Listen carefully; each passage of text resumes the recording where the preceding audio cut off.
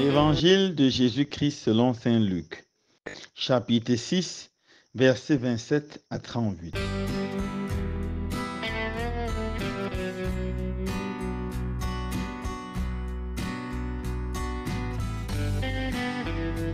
En ce temps-là, Jésus déclarait à ses disciples: « Je vous le dis, à vous qui m'écoutez, aimez vos ennemis, faites du bien à ceux qui vous haïssent, souhaitez du bien à ceux qui vous maudissent, priez pour ceux qui vous calomnient. À celui qui te frappe sur une joue, présente l'autre joue. À celui qui te prend ton manteau, ne refuse pas ta tunique. Donne à quiconque te demande, et à qui prend ton bien, ne le réclame pas. Ce que vous voulez que les autres fassent pour vous, faites-le aussi pour eux. Si vous aimez ceux qui vous aiment, quelle reconnaissance méritez-vous? Même les pécheurs aiment ceux qui les aiment.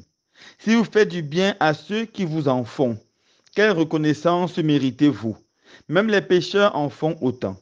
Si vous prêtez à ceux dont vous espérez recevoir en retour, quelle reconnaissance méritez-vous?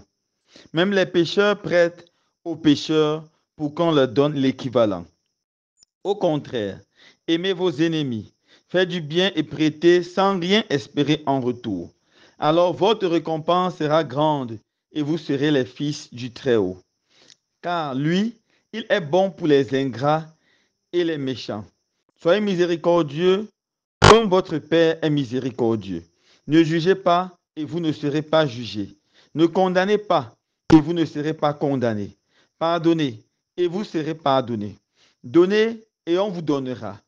C'est une mesure bien pleine, tassée, secouée, débordante, qui sera versée dans le pan de votre vêtement. Car la mesure dont vous vous servez pour les autres servira de mesure aussi pour vous. Acclamons la parole de Dieu. Louange à toi, Seigneur Jésus.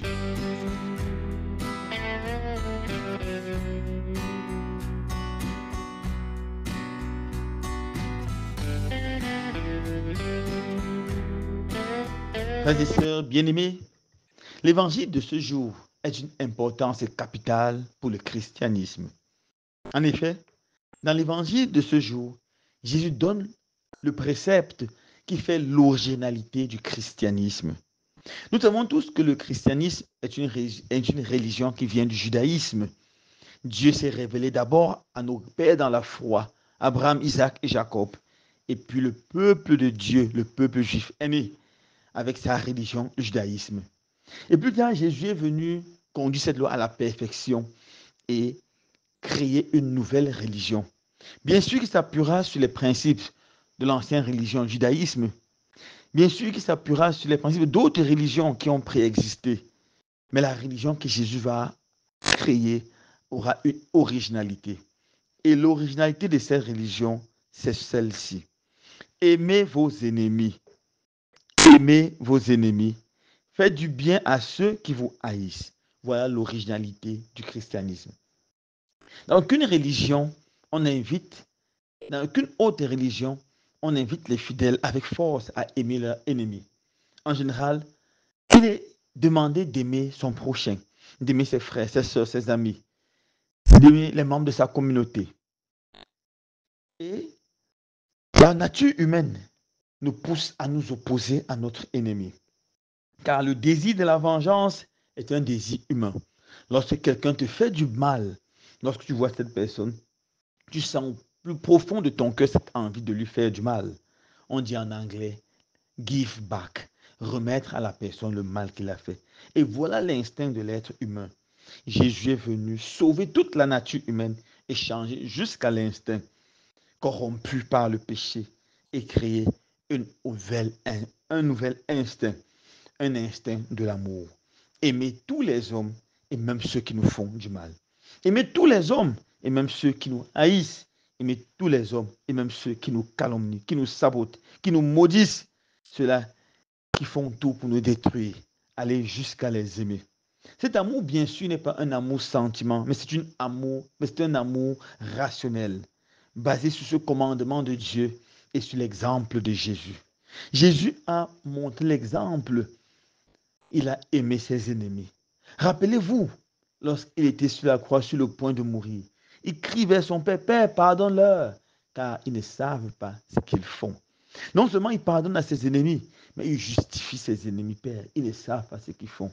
Sois miséricordieux à leur endroit. Jésus meurt en voulant le bien de ses ennemis, en priant pour ses ennemis, en souhaitant du bien à ses ennemis. Voilà le grand défi de tous les chrétiens. Être capable de vouloir du bien à ceux qui nous font du mal. Oui, mon frère, ma soeur, dans ta vie, il y a des personnes qui te détestent. Il y a des personnes qui te jalousent, souvent pour rien. Ils font tout pour te détruire. Dans ton lieu de service, tu peux avoir un collègue ou une collègue qui fait tout pour te détruire. Ça peut être ton parent, ton patron qui est peut-être jaloux et qui veut tout, faire tout pour te détruire. Ça peut être ton mari ou ta femme qui, par son comportement négatif, par ses adultères multipliés, par sa violence, veut te détruire totalement. Ça peut être même ton propre fils qui, par son indifférence devant tous les sacrifices que tu consens pour lui, par sa délinquance, te fait avoir des problèmes de santé. Oui, mon frère, ma soeur, aujourd'hui, Jésus te dit, aime tes ennemis. Aime tous ceux-là qui te font du mal. Aime tous ceux-là qui te font du bien. Aime tous ceux-là qui ne t'ont jamais fait du bien. Jésus t'invite aujourd'hui à prier pour eux. Prie pour ceux qui te calomnient, ceux qui dans le dos te sabotent. Fais quelque chose de spécial. Aimer ses amis, c'est normal. Même les païens en font autant. Même les païens aiment ceux qui les aiment. Toi, en tant que chrétien, tu dois faire un pas d'avance. Tu dois faire une chose de plus, c'est de parvenir à aimer tes ennemis. Aimer ceux qui te font du mal.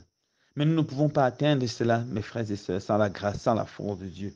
De la nécessité pour tous et chacun de demander l'assistance de l'Esprit Saint, la force et la puissance du Saint-Esprit, afin de pouvoir effectivement et concrètement aimer nos ennemis, aimer ceux qui nous font du mal. Je conclue par vous raconter une histoire. C'est l'histoire d'un très grand roi sage qui s'entend déjà à sa mort prochaine, a appelé ses trois fils et elle a dit, je cherche celui qui va régner sur ce royaume. Alors je vous envoie aller et que chacun fasse une bonne action. Mais chacun fasse beaucoup de bonnes actions. De toutes les bonnes actions que vous aurez faites, cherchez la plus bonne et venez me raconter. Et moi, je déciderai qui va régner. C'est celui qui aura fait la plus bonne action. Les enfants sont allés pendant une année faire le bien dans tout le royaume. Au bout d'une année, le roi convoque les trois enfants pour que chacun vienne donner un compte rendu du bien qu'il a fait.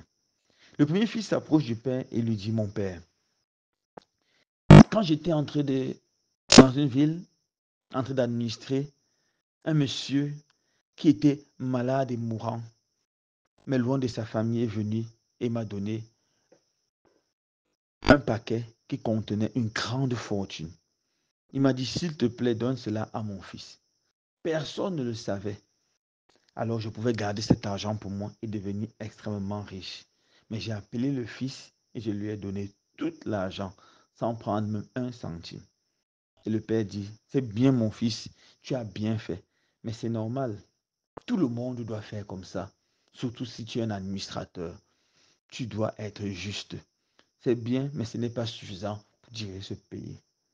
Le deuxième enfant est venu et il a dit, j'étais dans une ville et je passais non loin d'une rivière très dangereuse. Et j'ai vu un enfant qui se noyait. Tout le monde criait juste. Mais personne n'avait le courage d'essayer de jeter dans cette rivière qui était si violente avec des vagues terribles. Je me suis jeté à l'eau et j'ai pu sauver cet enfant de la noyade. Cet enfant a survécu. Et le père lui a dit, c'est bien. Mais ce n'est pas suffisant pour diriger ce royaume. Tout administrateur doit être capable de se sacrifier pour ses sujets, de se sacrifier pour ceux dont il a la charge. Tu as fait une bonne chose, mais ce n'est pas assez pour diriger ce pays. Le troisième est venu, il a dit, Père, j'étais en train d'aller et j'ai vu mon pire ennemi.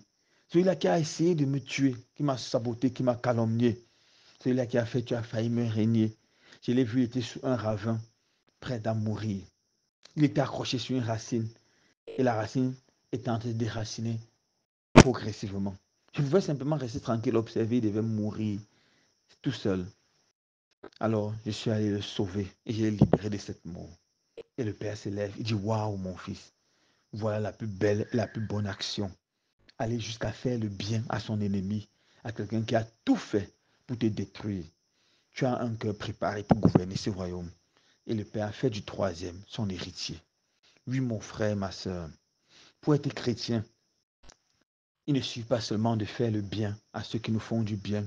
Il ne suffit pas seulement de risquer sa vie pour nos frères et sœurs. Il ne suffit pas seulement de faire des actions justes, mais il faut aussi et surtout être capable d'aimer son ennemi et de lui faire du bien. Loué soit Jésus-Christ.